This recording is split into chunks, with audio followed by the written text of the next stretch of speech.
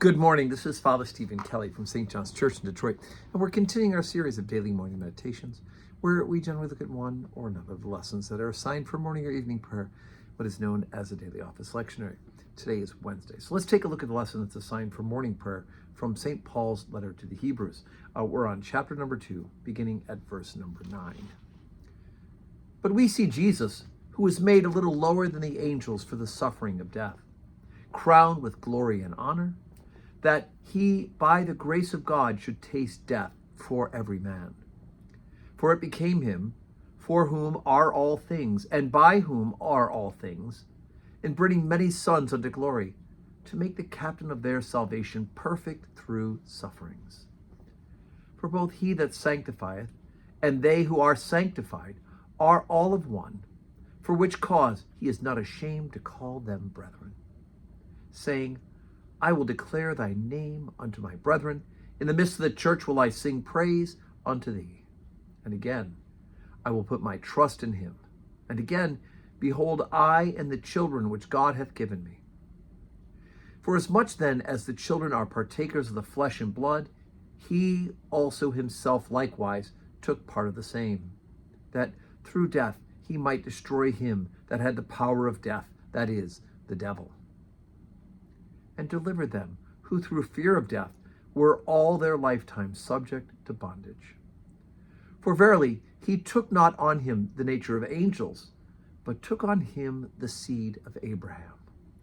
Wherefore in all things it behooved him to be made like unto his brethren, that he might be a merciful and faithful high priest in things pertaining to God, to make reconciliation for the sins of the people. For in that he himself hath suffered being tempted, he is able to succor them that are tempted. Okay, so the author of this letter to the Hebrews is giving us the reasoning for the doctrine of the incarnation. Why did God, the second person of the Holy Trinity, right, the Son, take human flesh to dwell among us? So we hear that one of the ways is that we are made perfect through sufferings, his sufferings. We hear that we are sanctified by that. We hear that because we have flesh and blood and he has flesh and blood, we have that in common now, right? God created us in his image. And then God himself took human flesh of the Virgin Mary, right? Of the seed of Abraham. He's going to fulfill God's promise to the people of the original covenant by taking flesh from that same group of people, right? The people, the descendants of Abraham, Isaac, and Jacob. And why did he do this? Well, he did this to conquer death, right? He has paid the price. He's destroyed the work of the devil who has power over death, right? We heard that in verse 14. And that we are freed from the bondage of the fear of death, that permanent separation from God. Sin has separated us from God.